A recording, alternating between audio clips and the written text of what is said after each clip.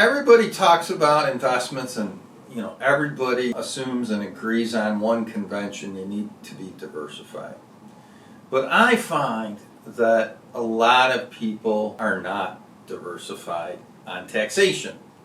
In fact, most of the people that I meet, when they initially meet me, if we pie charted their tax situation, what I mean by that is how much Roth do they have, how much do they have invested in individual and joint brokerage accounts, and how much they have invested in IRA, 401k, 403b, deferred comp accounts. Those retirement accounts are very, very overloaded.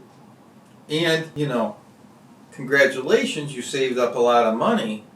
The issue with this is those IRA, 403b, 401k accounts are the worst taxed assets in a portfolio. Assuming you're not too old, there's time to unleverage that taxable consequence and build a better portfolio. And we call this tax efficient planning. And that means more tax efficiency for you over your lifetime, and especially if you feel that legacy planning is important for the people that you want to leave your money to. When you come in to do a plan with me, we're going to talk about what your priorities are. All right? Now, we're going to assume that you want to take care of yourself. You want me to do a plan that's safe and secure and is going to provide you with the income that you're going to need over your lifetime. And we're going to do that. And we're going to spend a lot of time making a good plan for you. I liken it to, making sure the airplane that you get on has plenty of fuel to get you to your destination and have some extra safety fuel on board. But then we need to talk about, do you want to talk about legacy?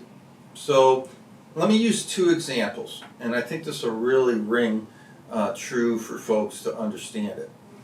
Down here we have Fred and Wilma.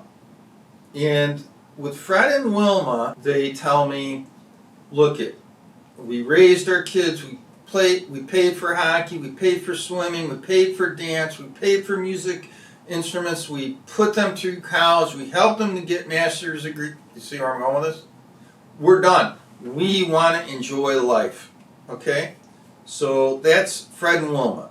So Fred and Wilma, they want to have fun. They want to spend their money. They want to do it within a safety envelope, but they're really about having a blast in retirement, living the rest of life, having a blast, traveling, things like that. Barney and Betty, though, they don't care about any of this. And I have clients like this. They still have a huge love affair with their children, and they want to maximize the legacy. They're legacy builders. And these two things are different, and we address them in different ways. Now, most of my clients are in the middle.